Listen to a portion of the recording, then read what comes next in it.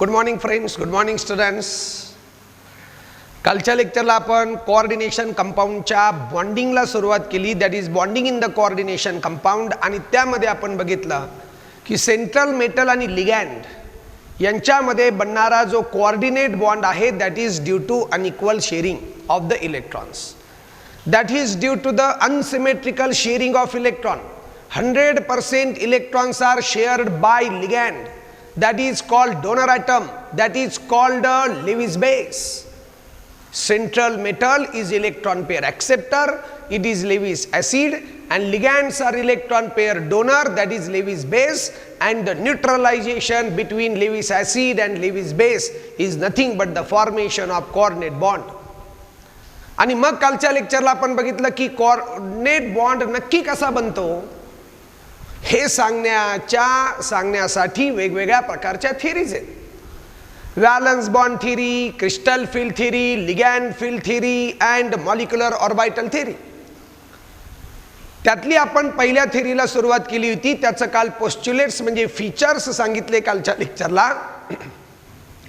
And that is valence bond theory. काल example पण बघितलं. आता दुसरं एक्झाम्पल आपल्याला बघायचंय. तुम्ही पण आता थोडंसं तयारीला लागा. Now we are going to see next example is, मुद्दामून मी आधी नाव लिहितो आता, tetracyanonickelate second. Tetracyanonickelate second ion. कालचं एक्झाम्पल कोणतं होतं माहितीये? Tetrachloridonickelate second ion होतं कालचं. आता बघा याचा फॉर्म्युला कसा येईल? स्क्वेअर ब्रॅकेट मध्ये निकेलेट म्हणजे निकेल असेल, टेट्रा म्हणजे 4 सायनाइड लिगॅंड आहेत CN4, आणि निकेल सेकंड म्हणजे निकेलचा ऑक्सिडेशन नंबर +2, निकेल 2+. एका सायनाइड वर CN- -1, चौघांवर -4, -4 + 2 -2. हे ते कॉम्प्लेक्स आहे.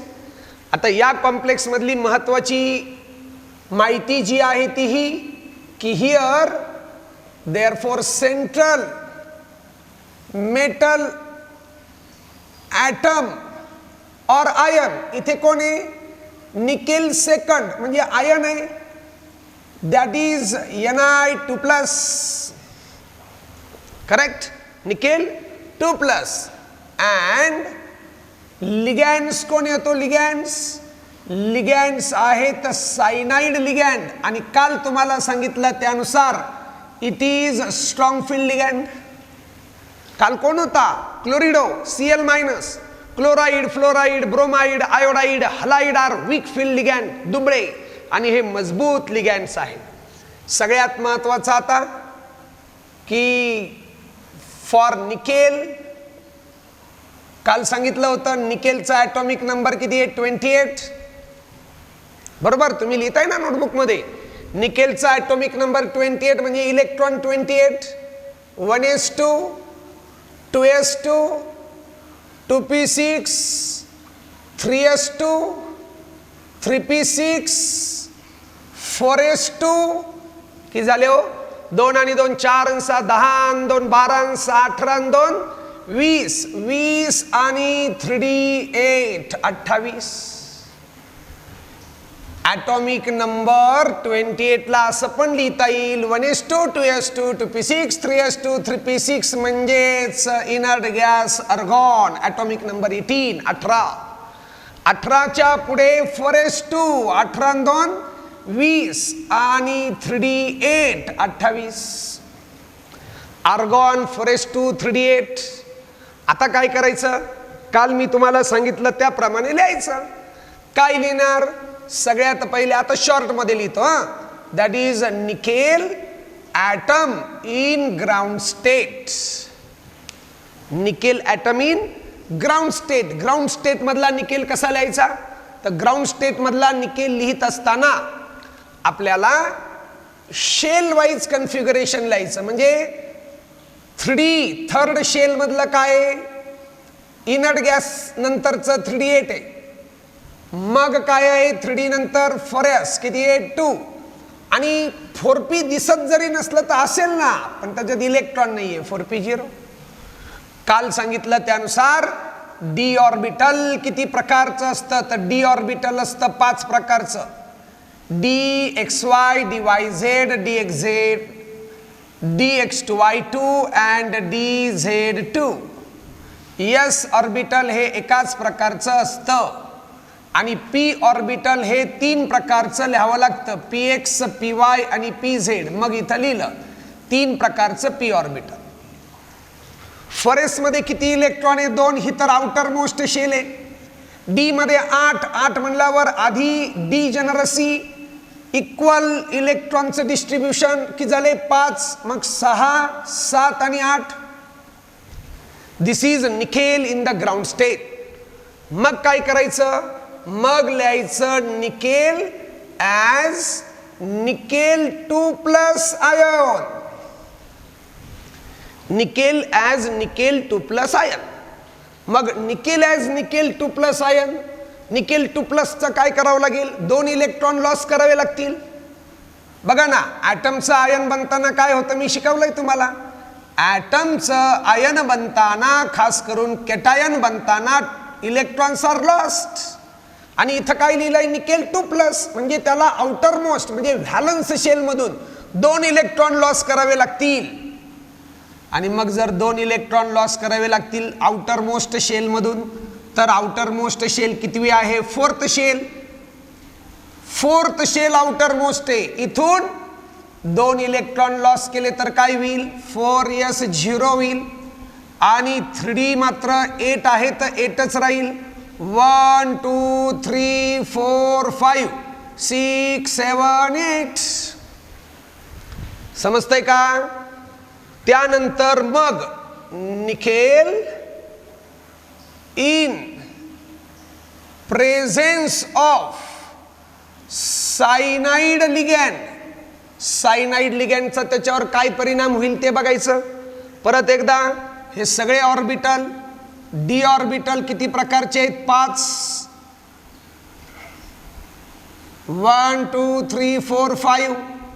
s ऑर्बिटल किती प्रकारचं आहे, 1. p ऑर्बिटल किती प्रकारचे आहेत, 3. As it is documenting. Now cyanide लिगॅंडचं नेचर कसं आहे. कालचं एक्झाम्पल होतं chloride. Chloride is weak ligand, cyanide is a strong ligand. हे बघा, हे 2 इलेक्ट्रॉन ऑलरेडी पेअर्ड आहेत, हे 2 इलेक्ट्रॉन ऑलरेडी पेअर्ड आहेत, हे वरचे 2 इलेक्ट्रॉन ऑलरेडी पेअर्ड आहेत. पण हे 2 इलेक्ट्रॉन अनपेअर्ड आहे ना. इथे किती इलेक्ट्रॉन अकोमोडेट होऊ शकतात, 2, पण आहे 1. अकोमोडेट होऊ शकतात 2, पण आहे 1.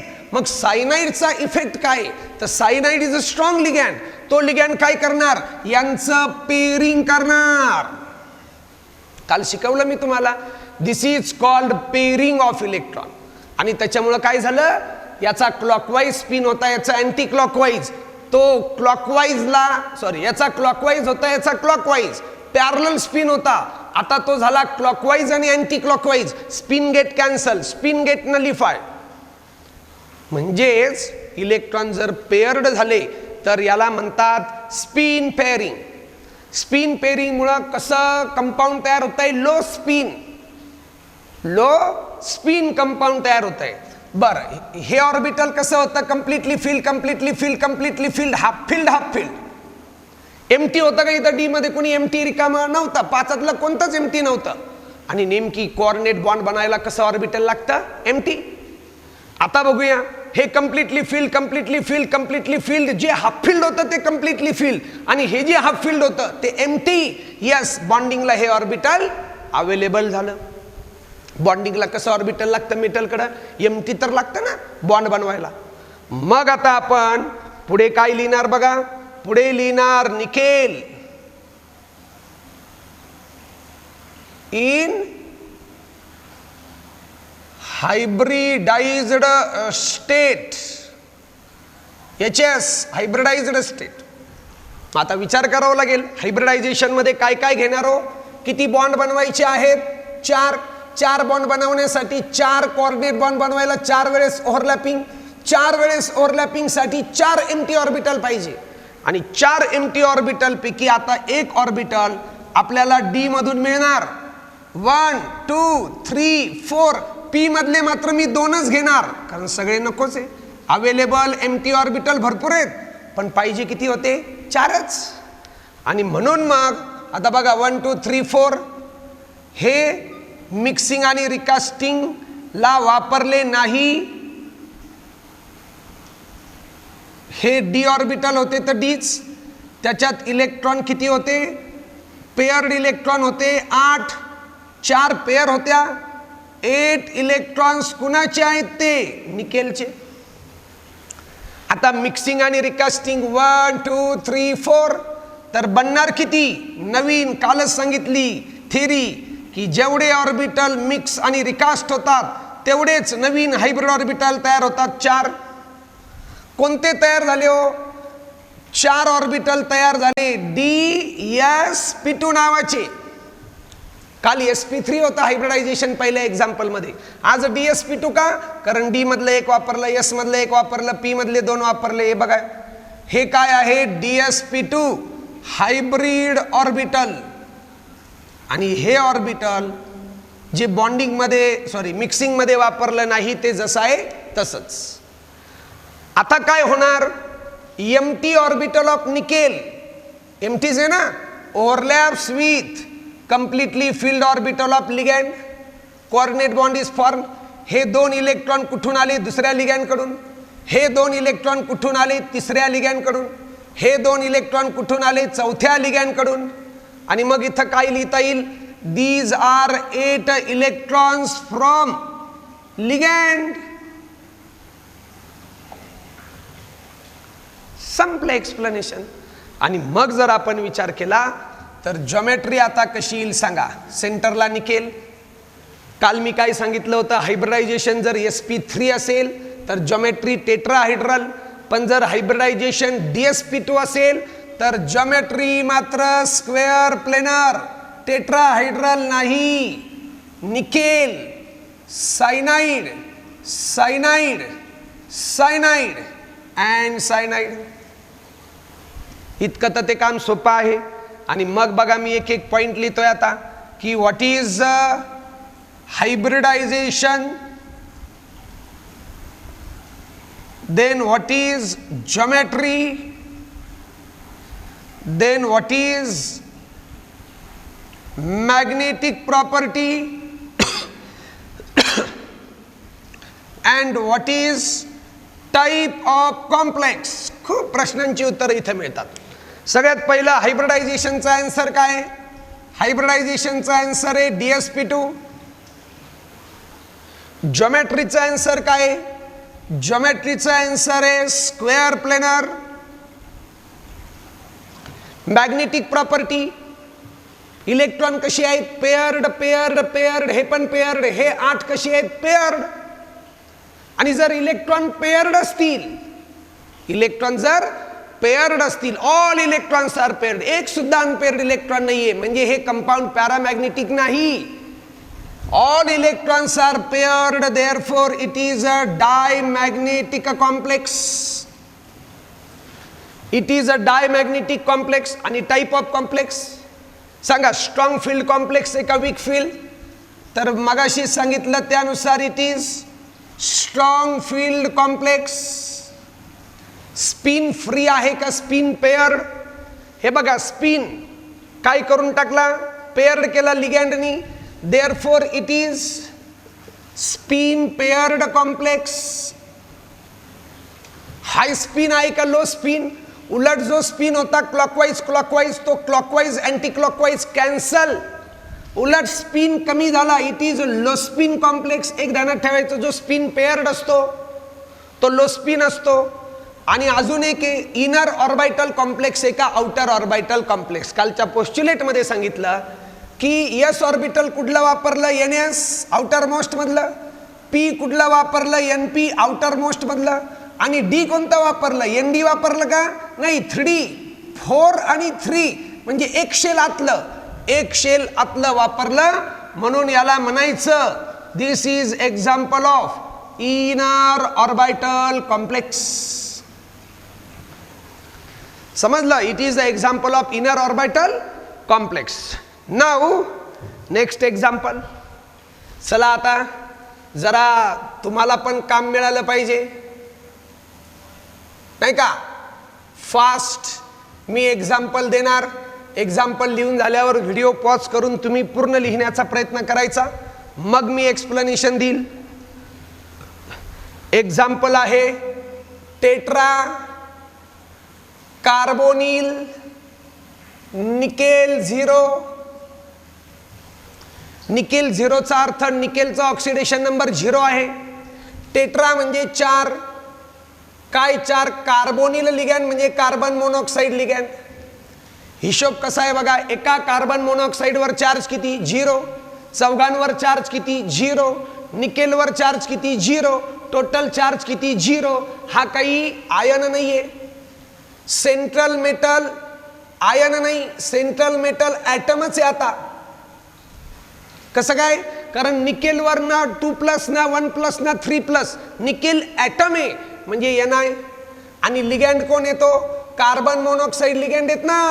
आणि कालच सांगितलं ते पण कसे असतात? स्ट्रॉंग. ठीक आहे. आता इथून पुढे व्हिडिओ पॉज करा. व्हिडिओ पॉज करून तुम्ही सगळं इथपर्यंत लिहिण्याचा प्रयत्न करा. 10 मिनिट घ्या आणि मग व्हिडिओ ऑन करून एक्सप्लेनेशन बघा. चला लिहिलंय का सगळ्यांनी? लिहिलं असेल तर आता इकडे लक्ष द्या.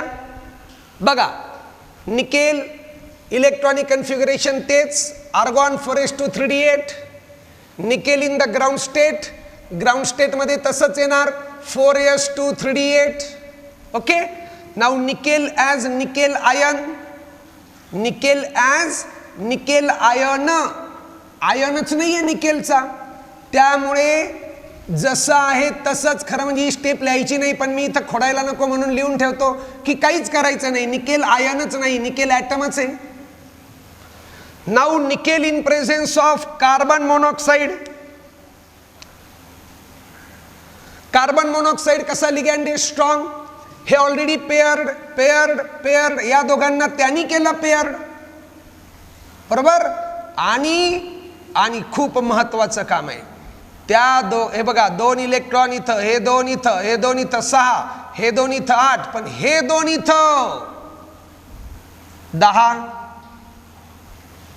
आलाय का फरक ध्यानात? हे नाही ना गेले कुठं. ते निकेल आयन बनताना गेले होते. निकेल ॲटमच इथं. 2 इलेक्ट्रॉन लॉस वगैरे काही नाही करायचे. आणि मग आता आपल्याला 4 बॉन्ड बनवण्यासाठी 4 एम्प्टी ऑर्बिटलची गरज आहे. 4 एम्प्टी ऑर्बिटल डी मधून मिळेल का? आता नाही. मग आपल्याला इथून घ्यावे लागतील 4. हे काय? हे 4 ऑर्बिटल घ्यावे लागतील. आणि मग इथला सगळा हिशोब बदलेल. आता सांगा इथं काय आलं तुमचं? जरा चेक करा. हे 5 orbital as it is.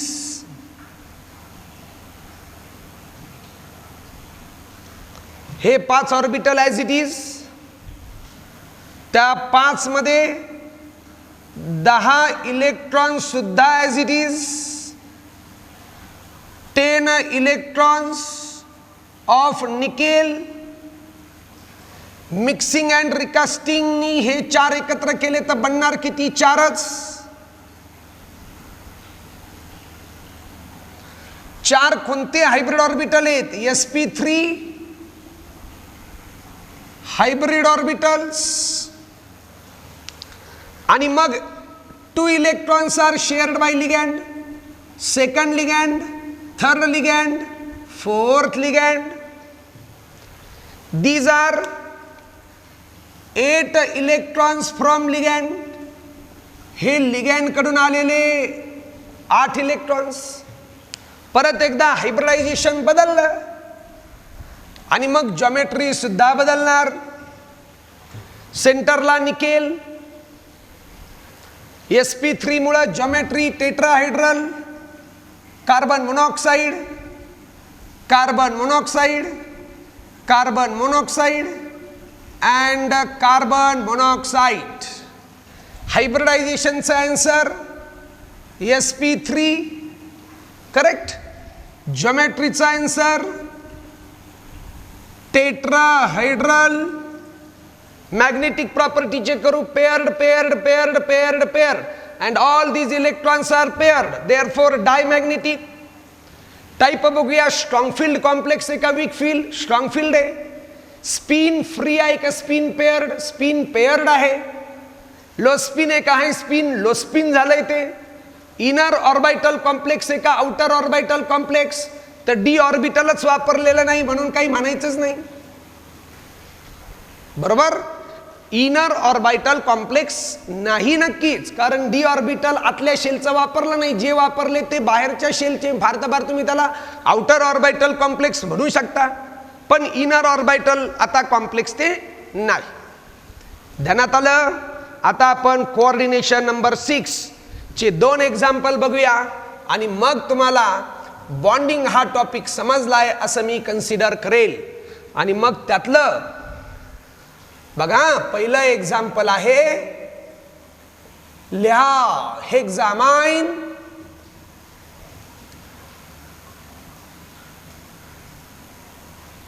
Cobalt, third ion.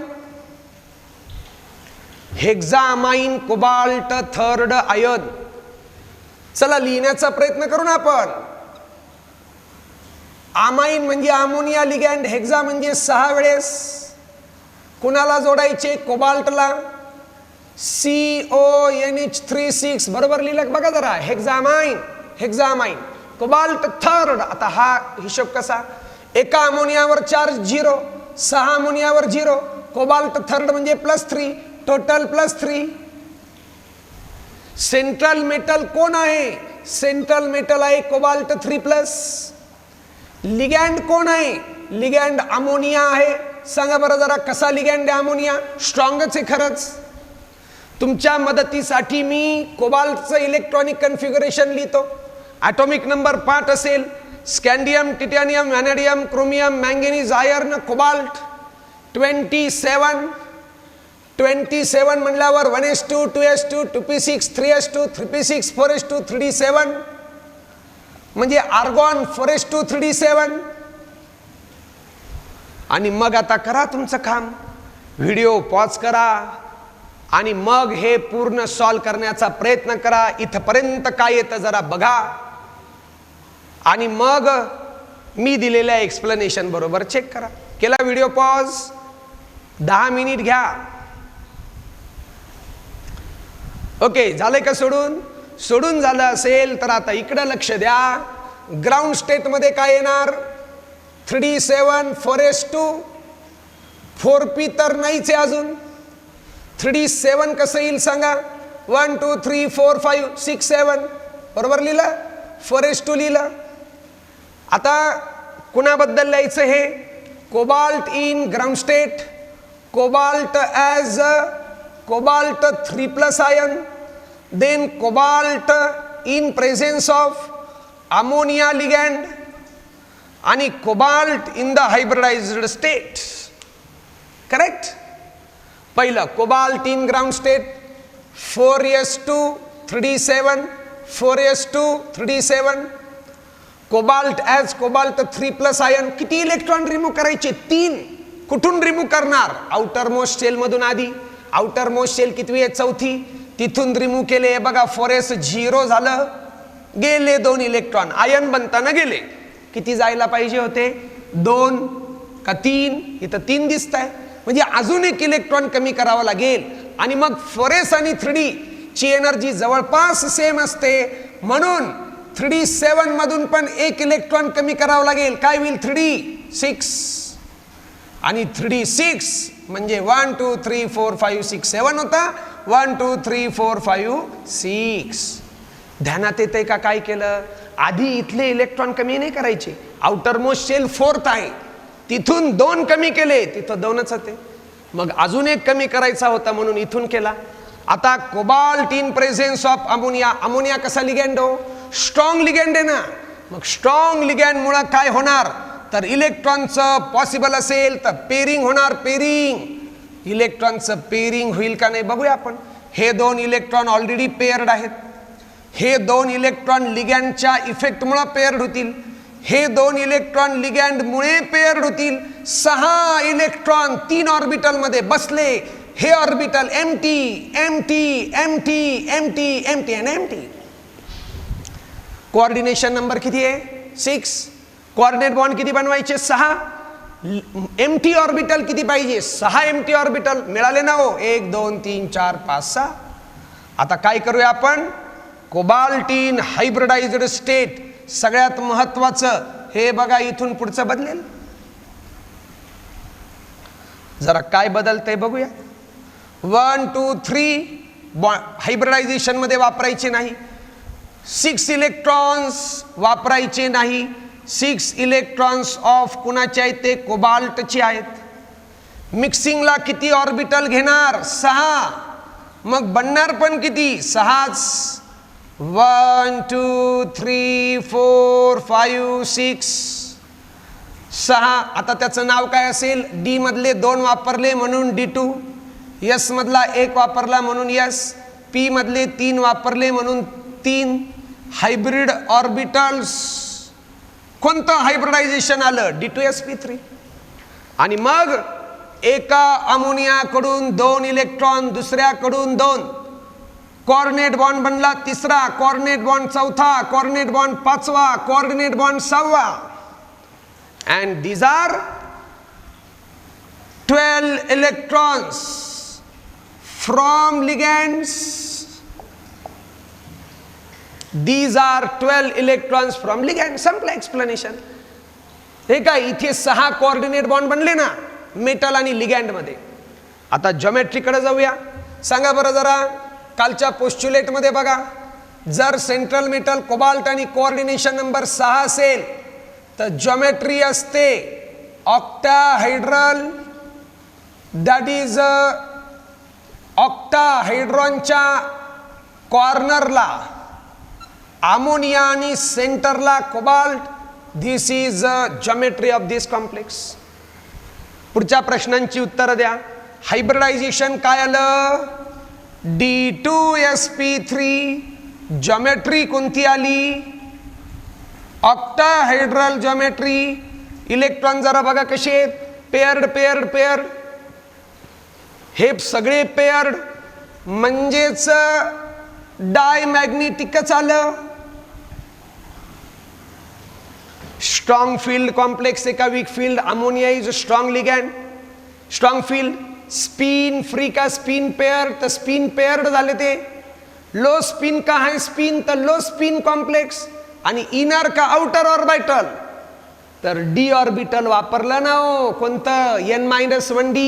and therefore it is the example of inner orbital complex. मला असं वाटतंय की तुम्हाला एक्झाम्पल समजत असतील. भरपूर एक्झाम्पल्स आहे. शेवटचं एक्झाम्पल मी आता घेतो आणि ते शेवटचं एक्झाम्पल आहे hexafluorido cobalt third ion. Hexafluorido, जरा अंदाज घ्या.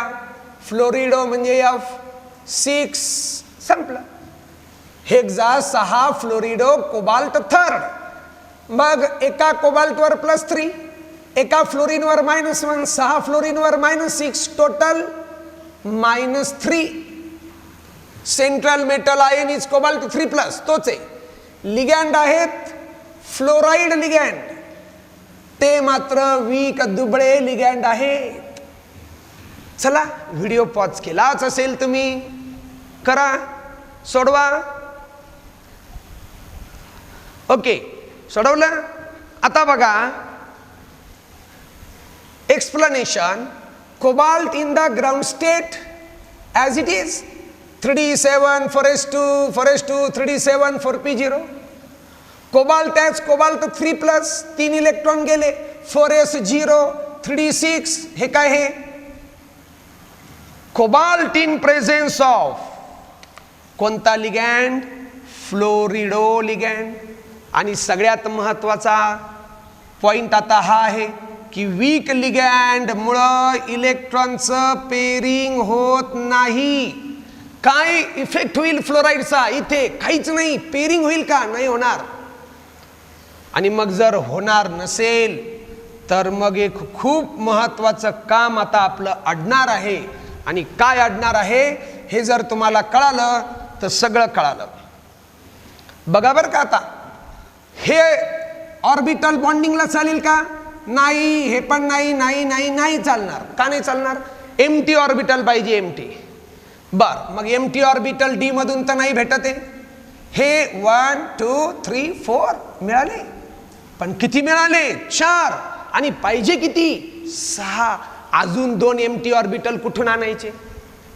एवढे 4च अवेलेबल आहे. म्हणून मग आता मदत घ्यावी लागेल 4D ची. ठीक आहे, 4D ऑर्बिट, चौथी शेल सुरू झाली म्हणजे 4s आहे, 4p आहे, 4D आहे, 4f आहे, सगळंच आहे.